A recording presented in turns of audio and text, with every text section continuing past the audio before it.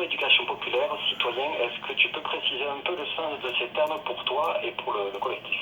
Ah, oui, ça fait beaucoup de mots à manier, hein, et qui parlent un peu de la même chose et pas de la même manière. Euh,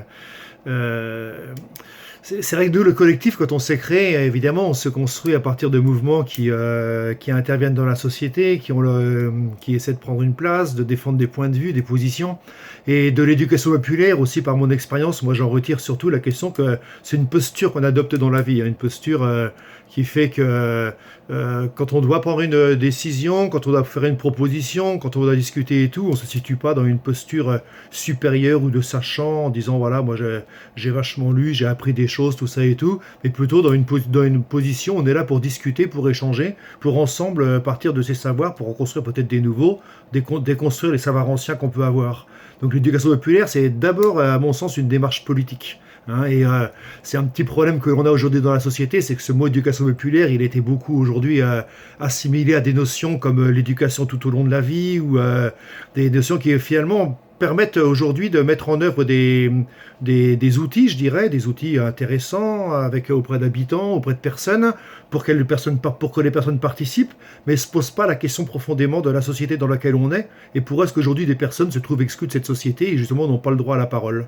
Donc l'éducation populaire, pour moi, c'est d'abord un outil politique que l'on utilise et une posture que l'on affirme dans la relation que l'on a aux autres. Et ce mot-là, il est important à définir. Et moi, je le croise plutôt avec des termes comme le terme de droit culturel ou comme le terme des communs. Hein. Les droits culturels étant la reconnaissance de l'individu un petit peu inaliénable dans ce qu'il est, dans sa culture, dans ce qui a fait qu'il est au monde et qui s'est construit avec d'autres personnes. Et le fait qu'aujourd'hui, il y a une revendication forte de considérer toutes les personnes comme des personnes culturellement dignes et avec qui on doit échanger et discuter. Et donc peut-être nous, le mot sur lequel on s'appuie plus, c'est la notion de droit culturel, et juste pour pas être trop long peut-être, mais c'est sur cette notion de commun aussi qui nous paraît importante de définir, les communs étant des biens immatériels ou matériels d'ailleurs qui sont un peu la propriété de tout le monde et qu'on pense qu'ils ne doivent pas être rendus, qu'ils doivent être inaliénables, un petit peu comme l'eau, mais aussi comme la démocratie, comme ces questions-là. Et le commun définit non seulement le bien, mais aussi la manière de gérer ce bien, d'en discuter, de s'échanger, de s'approprier et de refuser qu'il soit privatisé. Donc nous, on est beaucoup sur ces notions d'éducation populaire, de droit culturel et de commun. Hein, voilà, donc pour dire rapidement, hein, on peut y revenir si tu veux. Hein. Et le service public, j'imagine, mais on va en reparler. Ouais. Juste, on va parler un petit peu de l'actualité du CAC, du collectif d'associations citoyennes. Une des actions récentes qui devait avoir lieu, c'était la caravane des assos citoyennes, donc un tour de France des libertés associatives pour permettre de faire entendre la voix et les préoccupations ainsi que les propositions des associations citoyennes. Donc elle devait partir, je crois, fin mars, et elle sera donc reportée pour des raisons qu'on imagine. Gilles, est-ce que tu peux nous dire plus sur cette initiative et est-ce qu'elle aura lieu? Oui, alors elle aura lieu. En fait, elle devait partir de Paris le 28 mars, hein, et ensuite circuler dans une dizaine d'endroits qui avaient été repérés pour accueillir. On était en train de construire d'autres lieux d'accueil.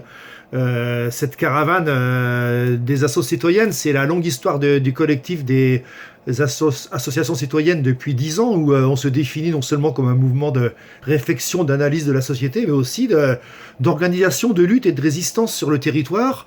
Des résistances partout où les associations sont mises en cause, non pas tellement dans ce qu'elles font, ça c'est une conséquence, mais surtout dans ce qu'elles sont. Hein. On en parlera, mais ça passe à travers plein d'initiatives qui tendent gouvernementales, d'États, des politiques qui tendent à limiter de plus en plus la possibilité des associations de s'exprimer, d'agir dans la société pour définir, pour penser un monde nouveau. Donc c'est un petit peu la raison de la caravane. L'an dernier, tous les ans, on mène une campagne comme ça qu'on appelle le printemps des associations citoyennes. On a eu, par exemple, il y a quelques années, un temps très très fort au moment de la disparition des emplois aidés, ou des aides à l'emploi. Hein. La caravane des assos citoyennes, elle avait pour objectif cette année de circuler de lieu en lieu, être accueillie par des collectifs associatifs, par des associations qu'on a un petit peu... actuellement, on était pour cette première étape surtout centrée vers le nord de la France et l'Ouest un petit peu. Hein. Son objectif principal, c'était revenir au fondement même du collectif des associations citoyennes, c'était de lutter contre de mettre en œuvre toutes les privations de liberté dont sont victimes les associations aujourd'hui. Hein.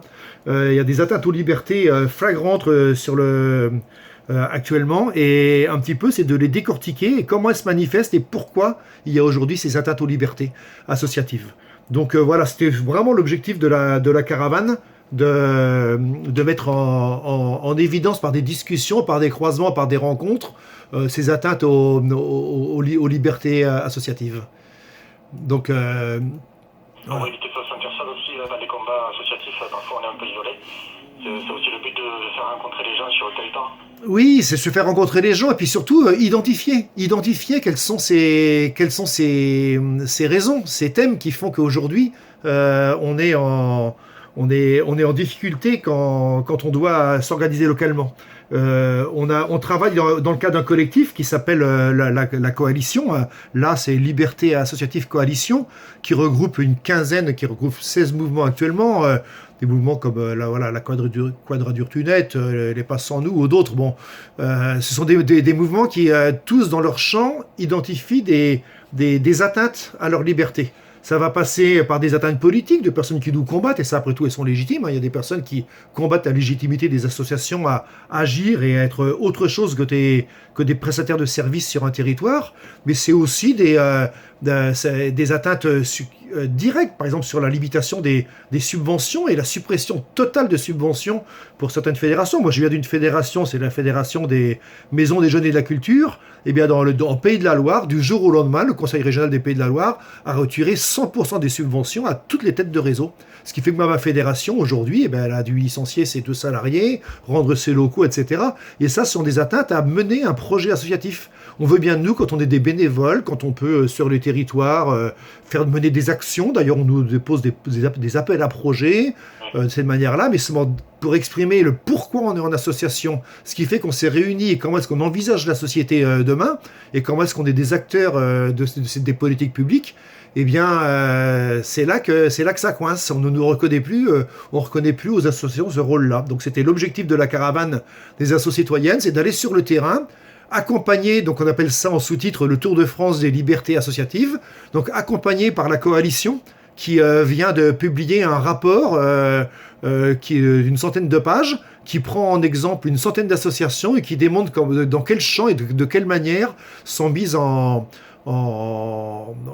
difficulté et la capacité pour les associations de s'exprimer librement et d'intervenir sur le terrain, les pressions que l'on subit, qui vont jusqu'à du harcèlement, jusqu'à quand on prend par exemple les militants du plateau de Bure, comme ça peut être à la fois, y compris de l'emprisonnement, des interventions violentes sur le terrain pour détruire des positions. On a vu ça dans d'autres endroits comme la ZAD évidemment, qui est emblématique, hein, les territoires où on lutte contre des friches inutiles, hein, des friches, pas des friches, des projets industriels inutiles et coûteux à la société, et que des militants au nom de l'écologie, au nom des droits de l'homme, au nom des droits humains s'y opposent aujourd'hui. Là, ça peut être très violent. Il y a les forces en face de nous, qui soutenues par les banques, soutenues par les grands groupes et tout, sont capables de mettre des moyens énormes pour faire des pressions sur les militants, les attaquer en justice, sur leurs fonds propres, des sommes exorbitantes, pour faire peur et faire reculer les lanceurs d'alerte que sont partout les associations locales. Donc c'est un petit peu ça qu'on voudrait mettre en évidence, mais le démarrage aura lieu, hein, il aura lieu le 1er et 2 mai, vous pourrez peut-être sur votre site internet transmettre, mais il aura lieu, on va confiner notre caravane, donc on va démarrer en mode confiné, en mode confiné le 1er et 2 mai, à partir de ce qui était le salon du livre d'expression populaire et de critique sociale, organisé par nos amis de Colère du Présent à Arras. Et le 1er et 2 mai, on fera notre caravane en mode confiné dans le cadre de ce salon du livre lui-même confiné. Et puis ensuite, on ira dans d'autres étapes. Alors, Le Mans est envisagé, c'est bon, moi j'habite Le Mans, hein, Le Mans est envisagé le 30 mai. Je pense pas qu'on pourra la tenir, ça serait pas raisonnable actuellement pour l'organiser. Mais de toute façon, on va travailler à des étapes et on pense que à l'automne, on sera prêt pour faire des tournées. Peut-être qu'on ira vous voir en Pays Albigeois. Hein. Et puis, on répondra sans problème à une invitation. Hein.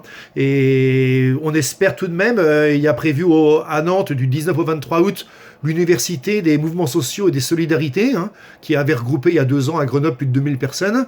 Cette année, l'édition a lieu à Nantes et normalement, ça pourrait être maintenant notre nouveau point de départ officiel de Nantes au cours de cette université des mouvements sociaux et des solidarités, hein, qui va s'organiser. Donc, on s'adapte. Ouais, comme un peu tout le monde.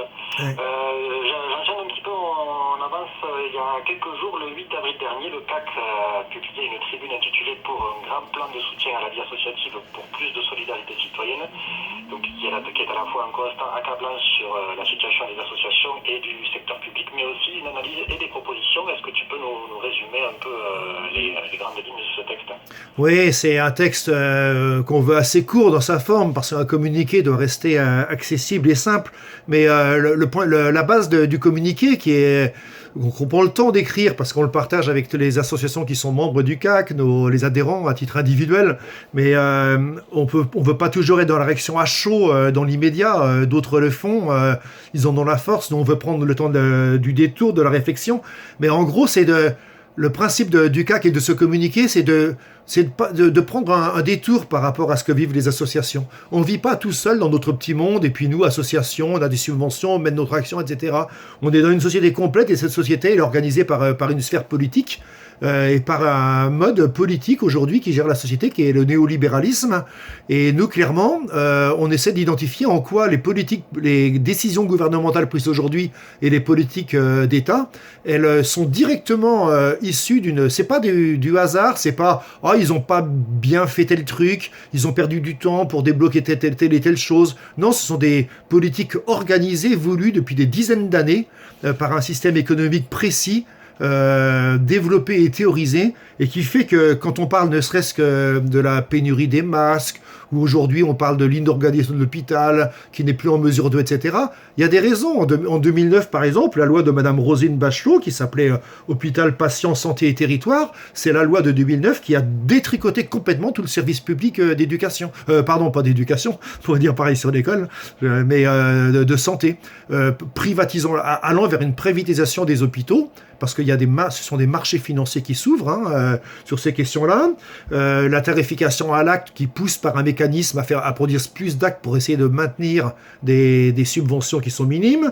Et puis la séparation la création de direction d'agences de la santé, de direction des hôpitaux, déconnectées des besoins en santé, déconnectées des revendications. Et je ne l'invente pas. Juste avant ce confinement, on a quand même 11 100 médecins, chefs de service qui ont démissionné, qui sont allés jusqu'à démissionner de leur responsabilité de chef de service. Ce ne sont pas que des révolutionnaires anarchiques, ces personnes-là sont des personnes sérieuses qui connaissent les questions de santé et à qui on oppose depuis des années uniquement des lois de démantèlement et de restriction. Donc ça, on démontre la même chose, on en parle dans le communiqué sur les services publics, tu l'évoquais tout à l'heure. Comment est-ce qu'il y a En fait, le gouvernement aujourd'hui dissémine dans plein de petites lois. Il faut faire le raccord entre plein de lois différentes pour réussir à comprendre ce qui se passe profondément. Et dans ces lois, par exemple, il y a des rapports qui sont émis, et nous, on a beaucoup étudié un rapport qui s'appelle Action publique 2022, et ce rapport Action publique 2022, commis par une trentaine de personnes qui n'ont rien à voir avec les sociétés civiles, l'éducation populaire, qui sont des banquiers, des financiers, des start-upers, des personnes qui sortent de l'ENA. On ne trouvera pas l'once d'un seul militant syndical pour avoir réfléchi à l'avenir de l'action publique en France. Eh bien, tranquillement détricote, va encore plus loin. Par exemple, le rapport qui est mis en œuvre aujourd'hui, CAP 2022, prévoit la suppression de 5 milliards d'euros pour l'hôpital public, prévoit le démantèlement des ministères, et la création d'agences. Et les agences, c'est un système terrible conçu par le néolibéralisme pour donner le pouvoir à des experts, à des sachants, qui, au nom de choses qu'on fait apparaître comme d'évidence logique, vont s'imposer petit à petit et prennent place dans la société. Ce combat, lutter contre ces multinationales de l'idéologie et de l'action publique, c'est extrêmement difficile. Et donc, pour terminer, la réflexion que l'on a, c'est que le secteur associatif, il n'est pas en dehors de tout ça. Quand on travaille, par exemple, dans des EHPAD, ce sont des associations. Quand on travaille dans ce domaine de la santé, du soin, de la solidarité, derrière, c'est des aides directes sur le terrain que mènent les associations. plus petites associations en milieu rural. Moi, je suis des MJC, il y a un foison de MJC, de foyers ruraux, qui sont des liens pour la population. Et aujourd'hui, au lieu de nous soutenir en disant, voilà, l'importance du secteur associatif, ce qu'il a fait, c'est le secteur associatif qui a créé toutes les lois de la société. Toutes les lois, dont on pense à ce qu'a pu faire le planning familial, ce qu'a pu faire le secours populaire, des grands mouvements au cours du XXe siècle. Toute cette responsabilité, cette initiative du secteur associatif, on est en train de la tuer, de la pourrir, parce que derrière, ce sont des marchés financiers énormes qui existent. On estime par exemple que dans le domaine de l'éducation, les rapports financiers peuvent être de 1 à 7, alors qu'ils ne sont aujourd'hui que de 1 à 2 dans le domaine de l'industrie.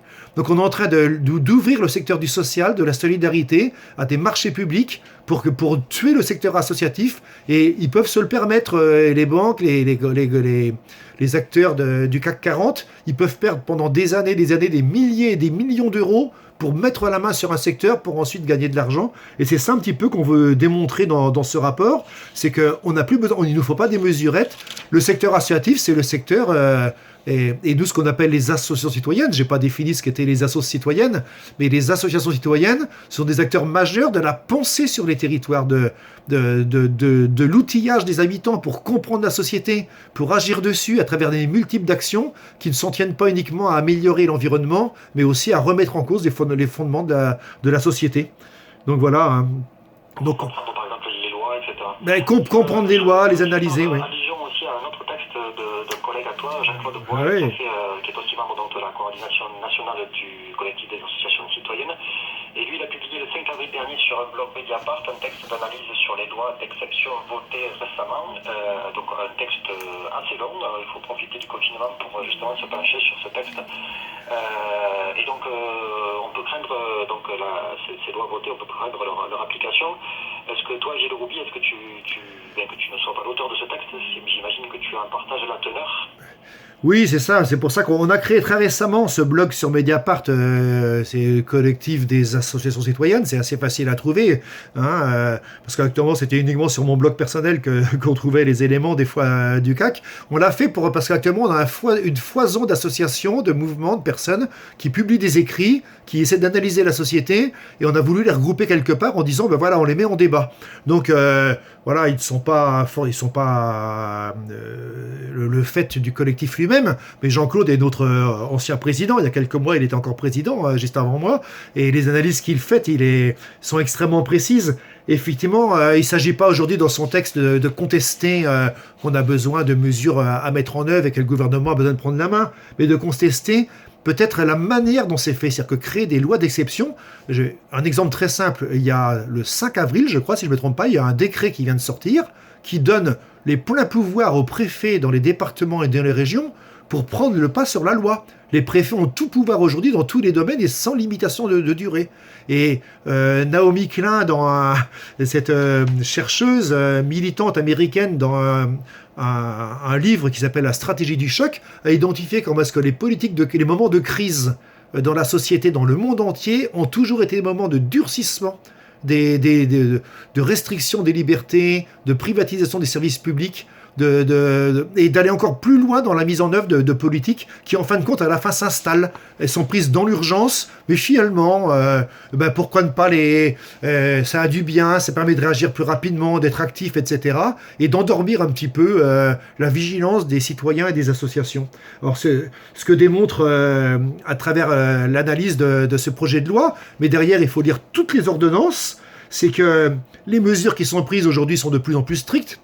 On a assisté quand même pendant le mouvement des Gilets jaunes à une répression terrible des militants violente de la part des forces de l'ordre qui en reçoivent l'ordre. On voit aujourd'hui des hélicoptères tourner au-dessus des plages. Franck Lepage, dans une intervention qu'on peut voir aussi le dit, on voit des hélicoptères tourner pour surveiller des personnes qui marcheraient toutes seules sur une plage, alors qu'on en voit par ailleurs des personnes au travail, je pense à Amazon par exemple, dans des conditions absolument scandaleuses, dans aucun respect et le gouvernement laisse se développer ces marchés-là.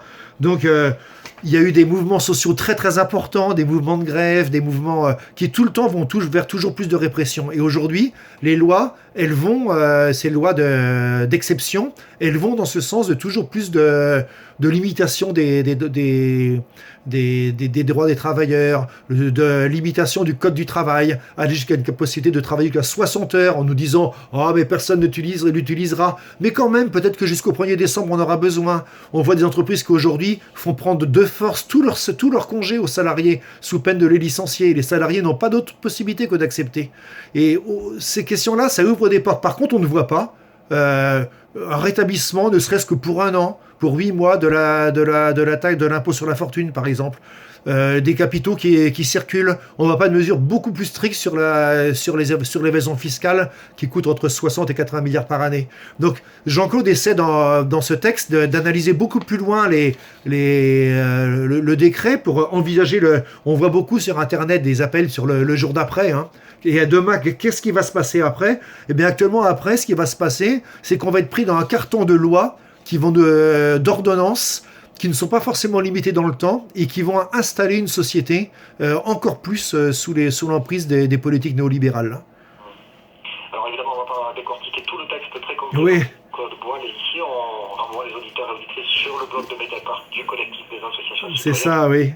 Ou alors sur le site du CAP directement, oui. www.association au pluriel citoyenne au pluriel .net, un site d'ailleurs qui est appelé à évoluer, je crois, pour devenir plus interactif. Est-ce que c'est ça? Ouais. Ça, j'ai oublié. Ben oui, c'est ça, parce que, alors, le site lui-même, vous savez, on a une petite association, il ne faut pas croire, on a deux salariés nationaux, c'est difficile, hein, on n'a pas des moyens énormes, et faire évoluer un site, c'est toujours très long, il faut beaucoup de réflexion, ce que l'on veut. Donc, l'idée un petit peu, c'est quand même par rapport à ça, c'est de dire, on sait très bien, ce que d'ailleurs, j'ai vu dans un tweet que déjà le nouveau ministre de la Santé, il l'a déjà annoncé, on va nous organiser une grande consultation.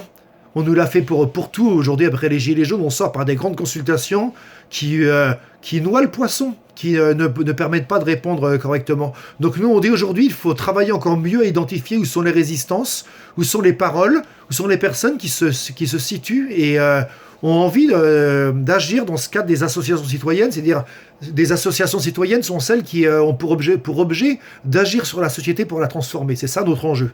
Et on a à côté de notre site, il est un peu plus difficile à trouver. On a créé ce qu'on appelle, nous, ça s'appelle une gare centrale. C'est développé sous YesWiki dans le cadre des réseaux libres. Hein. Et on a développé ce qu'on appelle une gare centrale qui est une plateforme de lutte où s'organisent des luttes. Et dedans, on peut y retrouver à la fois la caravane, les mobilisations qu'on a eues en 2019, les enjeux autour des municipales 2020. Et puis aujourd'hui, on a créé une plateforme qui s'appelle la Revue des Solidarités. Et cette revue des solidarités, on la trouve, elle s'appelle pendant le confinement. Qu'est-ce qui se dit? À quoi on prend le temps de réfléchir? Où est-ce qu'il y a quels sont les réseaux qui prennent aujourd'hui des initiatives? Par exemple, moi, je vous invite à nous envoyer des éléments parce qu'on a essayé aussi de repérer au local. On a différents onglets. Dans le local, comment est-ce qu'on analyse comment ça se passe, comment on analyse les solidarités. On a des exemples actuellement qu'on a mis dans différents lieux de France, mais notre réseau, on a un groupe de 80 personnes qu'on a dans un groupe de veille qui réagissent très très vite à nos propositions pour les alimenter. L'idée, c'est d'être beaucoup plus dans le participatif. Moi, je ne suis que le simple président par intérim de ce collectif, hein, c'est-à-dire par la mission que j'assume aujourd'hui. Mais c'est la richesse collective de toutes les personnes qui y contribuent qui font que le collectif des associations citoyennes, il pèse fort aujourd'hui dans la société, il peut agir. Alors, il est plus dur à trouver, hein, parce que il s'appelle CEDSDAC, alors c'est CEDSDAC, hein, ça a un sens, mais hein, CEDSDAC.association-citoyenne.net. Mais là, on le trouve, mais on va le référencer sur le site du association-citoyenne.net, ce sera plus facile à le trouver. Hein. Ok. Et on rappelle aussi que ça peut être des témoignages aussi de personnes syndiquées, puisqu'on le rappelle, on va pas pouvoir développer, mais le droit d'association, c'est quand même lié historiquement aussi au droit syndical.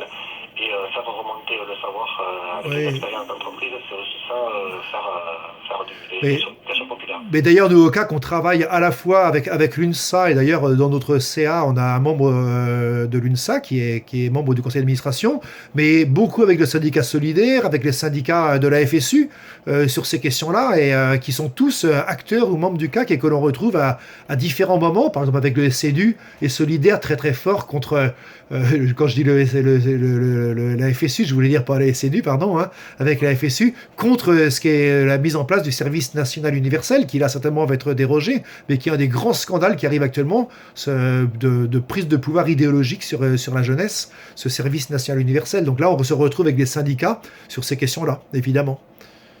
Bien, merci Gilles Roubi. Je rappelle que tu es l'actuel président du CAC, collectif des associations citoyennes. Je précise qu'on peut adhérer au CAC en ligne, notamment via le site Helloasso. Et sur notre site en direct. Helloasso.com.